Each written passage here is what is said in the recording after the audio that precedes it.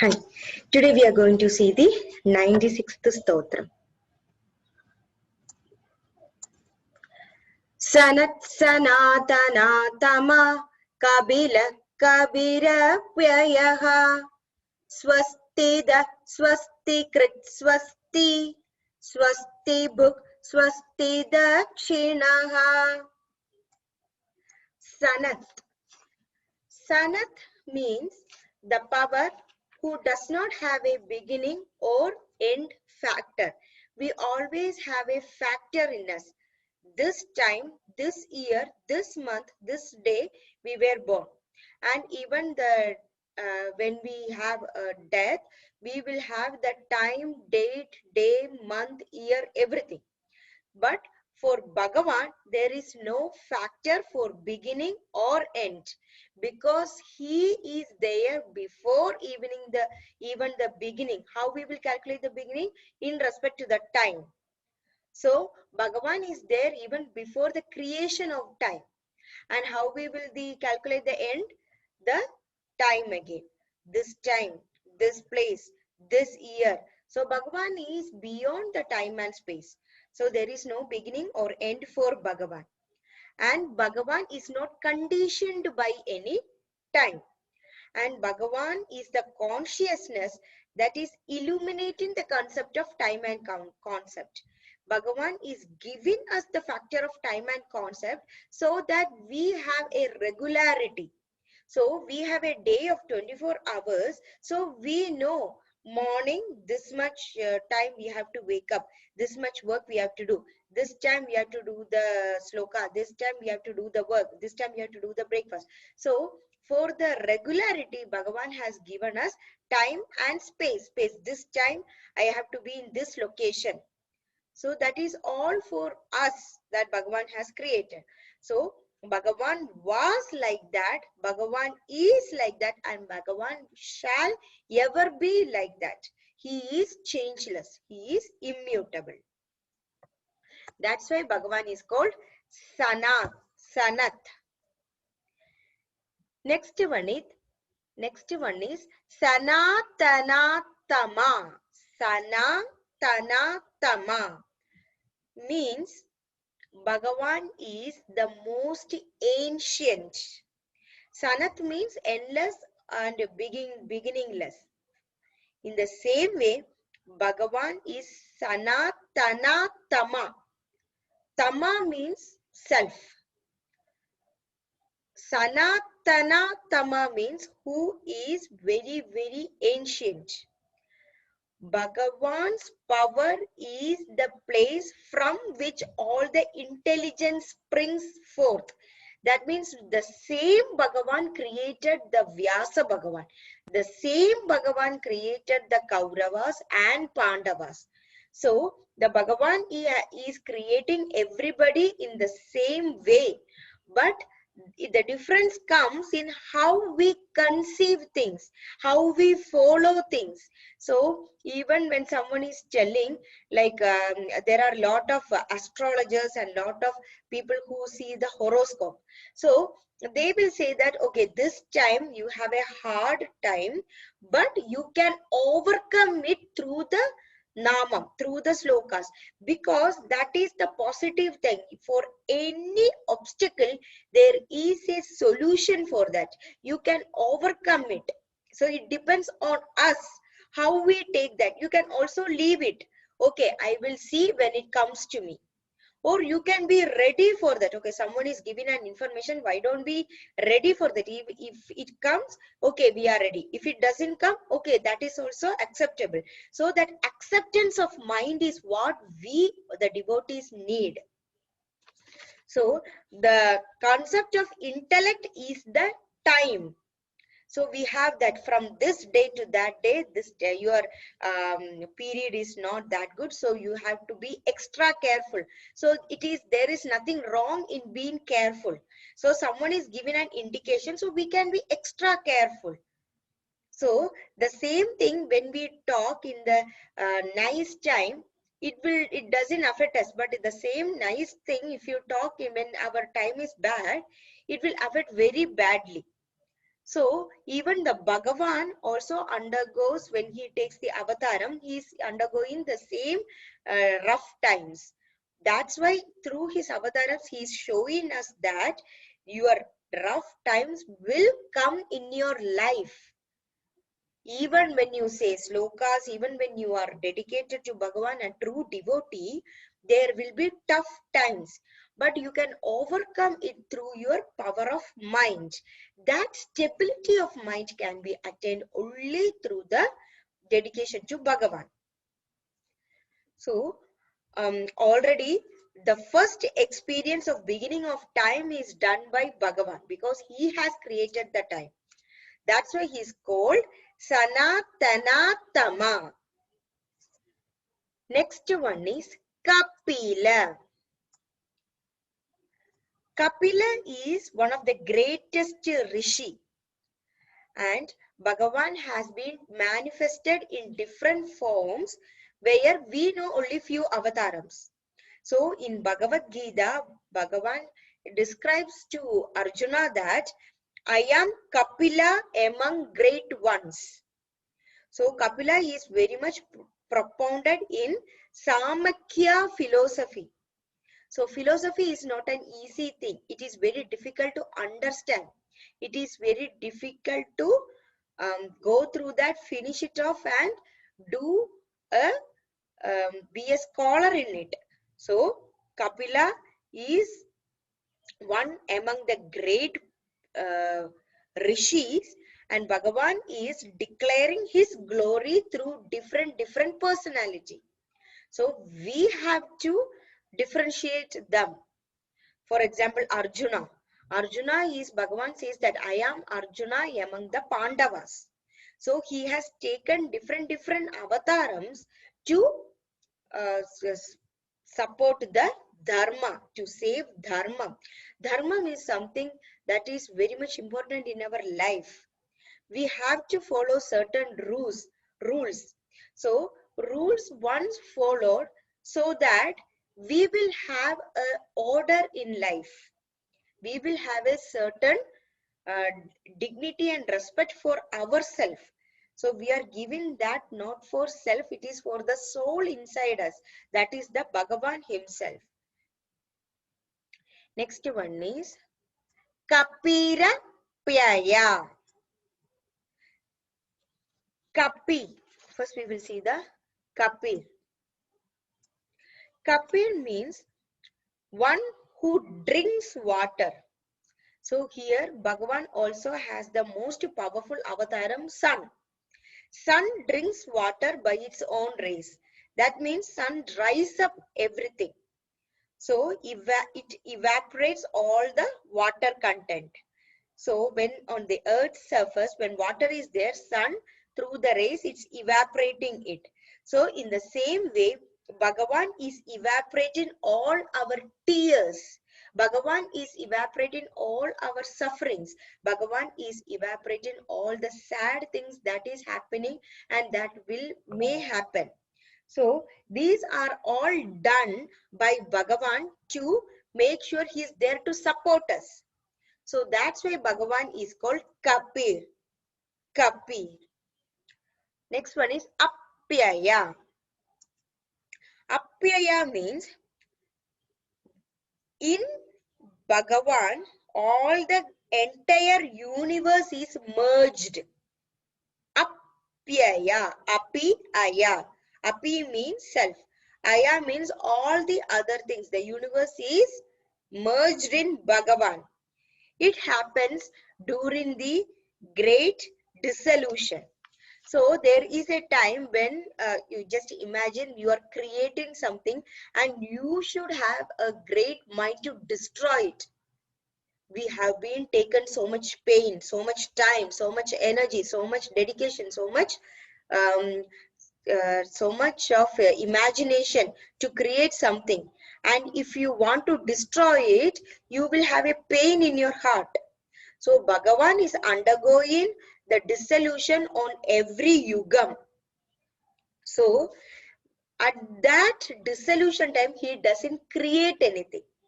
So destructor, when it is happening, on Bhagavan, the creator is resting. So, Bhagavan is the supreme Atma.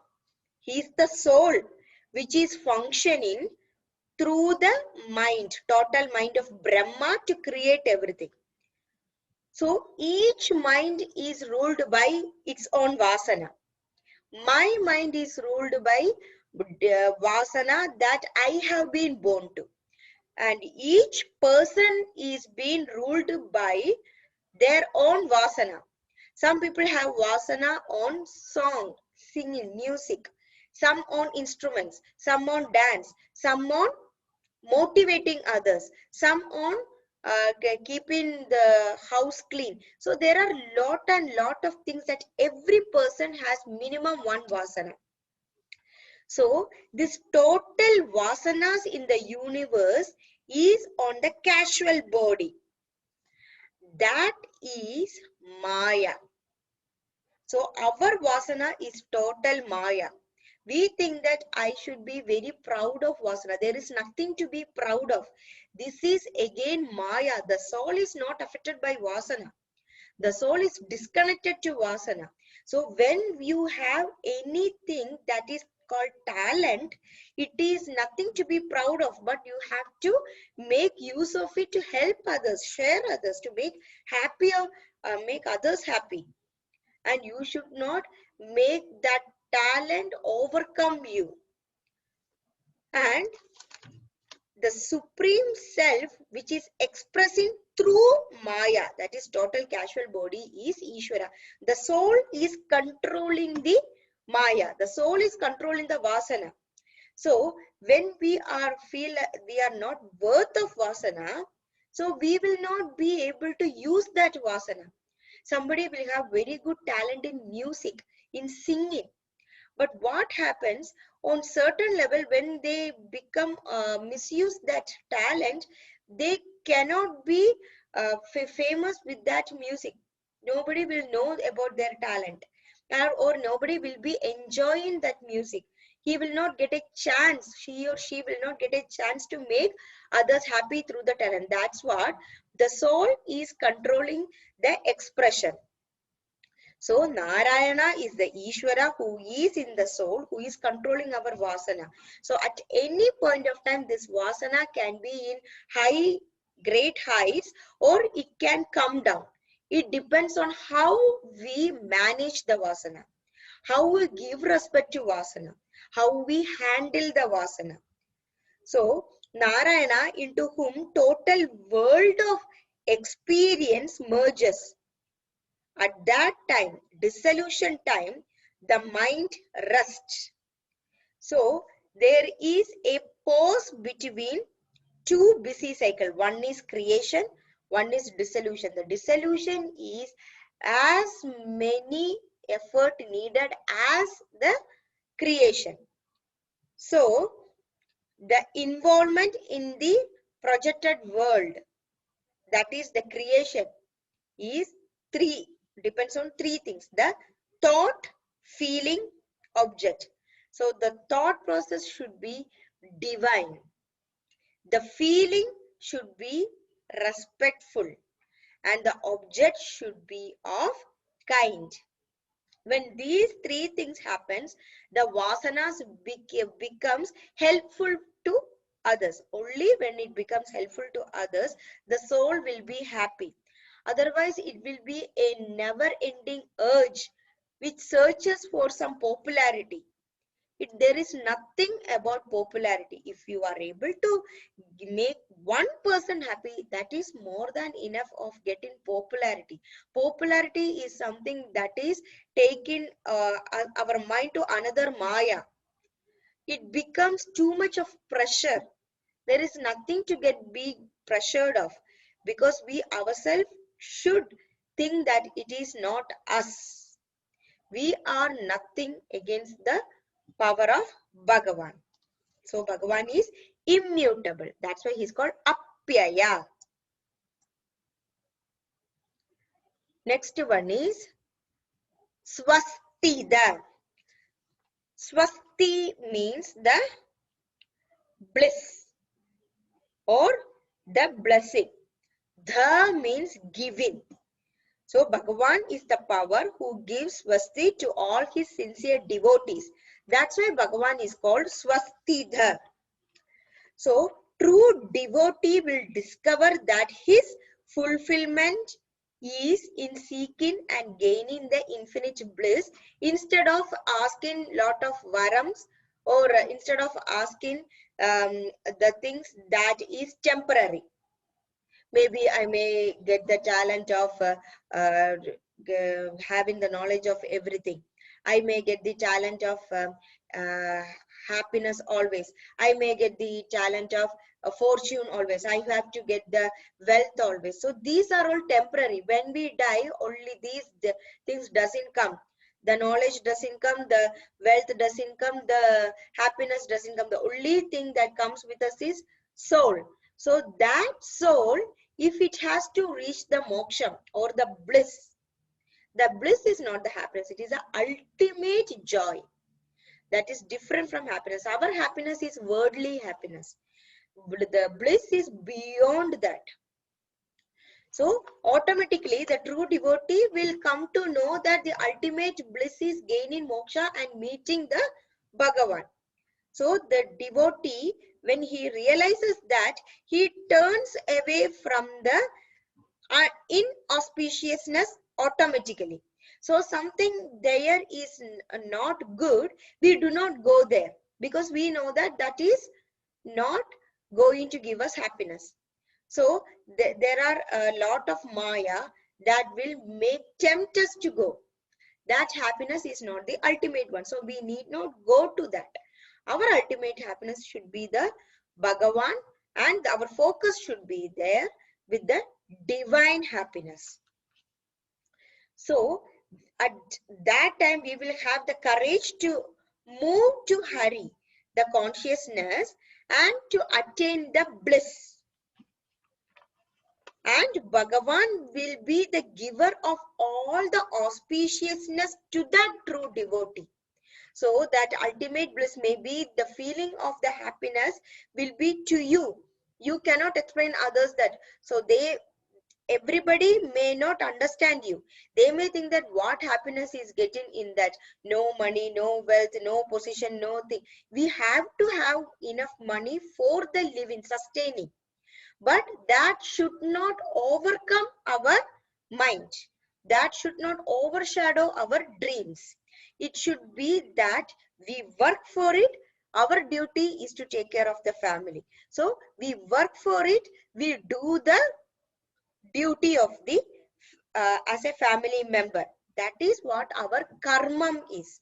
Karmam is there, dharmam is there. Karma means what is our duty.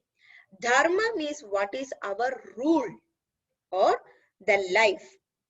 So we have to be first do our family duty.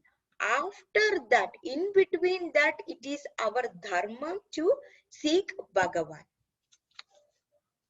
Next one is Svasti-krit. So Svasti means auspiciousness. So Krit means the power who brings auspiciousness. So that Krit means the verb, or who is able to give the auspiciousness. Or Bhagavan is when some seeker is moving towards Narayana, the consciousness, that individual will be always happy. They will be having the peace in life. Whatever he has, he never compares. Whatever is there for him, he is happy to have it. And he never wants more. So that gratification will be there. So he could sense the gratification on the heart. And he moves away from the maya or the other real things that is taking his mind away. But on the other hand, if you are a person who are going to only sense gratification is the temporary things. We are going through the soul gratification. But Now what happens? We tempt to go to the sense gratification. Sense gratification is the 5 sense gratification. That is happiness to the eyes temporary, that is for the ears temporary, that is to the mouth, the nose and the actions temporary. For the mouth means the food. We are trying to find happiness in eating food. We are trying to find happiness in the smell. We are trying to find happiness in the ears by listening to someone who is telling anything illness of others. That sometimes some people have the joy of hearing the illness of others. These are all sense gratitude. And even the eyes. When we feel that someone is so in sorrow, we feel that, oh, he deserves it because he got more than me. Then he got that sorrow. That is good for him. That kind of attitude is sense gratification. So that is temporary. When the person who got sadness, he will be happy the next day. At that time, our attitude will be changing. Oh, he got happiness, but still I am in the same. So that will change our feeling to aggression. In the same way, when we hear illness of the others, it is not that the sense is for, that ears are not for that. To hear good things, we should have a mind to listen to good things. If someone is telling bad things of others, we can move away. And if it is not possible, get it and don't take it to the mind. It is our decision to hold the thoughts. So when the sense gratification happens, we will have more sorrow. We think that that will bring happiness. No, it will bring sorrow for sure. And we will feel agitated. And we will have tears for no reason.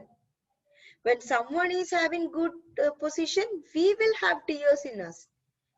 Because even though it doesn't affect us, that ego, jealousy, that sense should be taken away. That kind of emotion should be controlled. Even we will have the tragedy. We will feel depression. These are all tragedy that will affect our family, affect our soul, affect our health, affect our mind, affect our thought. So at the end, it will end in total inauspiciousness. You don't feel the glory of Bhagavan. We don't think of Bhagavan at that time. We will think about the event. We will think about the other person. We will think about the happenings there. So our mind will be occupied with such things. That is inauspiciousness. It is not required for us. So that's why Bhagavan is there to give us auspiciousness all the time. The only thing that we need is of at least think of Bhagavan and get the blessing of auspiciousness. So when you have that Bhagavan as a protector and you are inside that shell, you will not be affected by anything else. If someone is gaining position, we will be happy. Oh, he got it, good. So I have to learn from him. Or if someone is getting some wealth, oh, good. So there is someone who is happy, so why not? It is always have our neighbors, friends, relatives, everybody in a happy mood, so we get that vibration. And next one is Svasti. Svasti means Bhagavan is the source of all auspiciousness. He himself is auspiciousness. He is the essence of Sat, Chit, Ananta. And there is no way of inauspiciousness in him. So there is always happiness around him. So the individual will have the power to work against avidya and gain vidya, and the individual will have the power to fight against the infatuation of Maya and think about divine Bhagavan. So the Bhagavan rules over Maya. In Vaikuntham there is no Maya because Bhagavan plays through Maya. He is giving us the Maya to make sure that we will break through Maya and go to Bhagavan. Next one is Svasti-bhuk. Svasti-bhuk. Swasti means auspiciousness. Bhuk means living in that experience. So Bhagavan is constantly in auspiciousness. So he has the perpetual sense of holy auspiciousness. Even when we start reciting mantras, so we will find the regularity in it. At the time of 7 o'clock, if you have a plan to do it like just 2 lines of Bhagavan every day before starting the work, every day if you do it, it will become a routine. So after 1 month, automatically it comes from you, and whoever is listening to that, they will have the influence in that too. So the divine is the very nature of Bhagavan, and he showers grace to everybody and make devotees also experience the auspiciousness when they love Narayana. And he is there in the center of the heart. Next one is Svasti-dakshinah.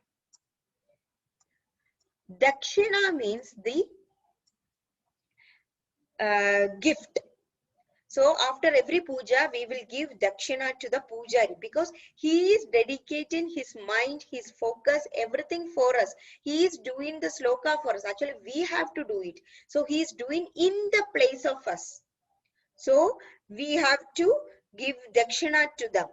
So the same way, Svasti-dakshinah means, Svasti means auspiciousness.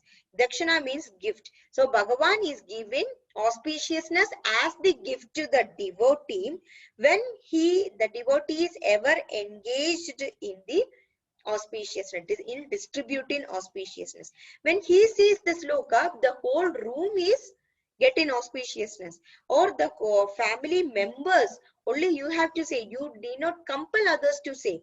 They will automatically say the 4th day when you say it, because you are influencing them subconsciously. Next one is Svasti-dakshinah means he will be efficient and quick. Bhagavan will not wait to give the auspiciousness. He is reaching the sincere devotees to give them the experience of auspiciousness very fast. And that will be efficiently. It will stay with them for long. So Bhagavan is the very nature of giving auspiciousness to everybody. Even we also have that quality in us, giving. So we always know that it is not that keeping to ourselves. We always share things. We give our time, our dedication, our effort, our power, and our everything to our kids. In the same way, when the kids see that, they don't say that it is your duty. They say that it is the love and affection that we are showing to our kids. We don't do something to the kids like a duty. We do it with our love, with our affection, with our wholeheartedness. So in the same way, the kids are watching us, and they will do the same with everybody. And we should make sure, we should understand the kids that we should show the same share to everybody. Be human. We have to be human in nature. That means you will have to give respect to everybody. Even someone is not showing us respect, let us not do that to them. So if we feel that we can be human.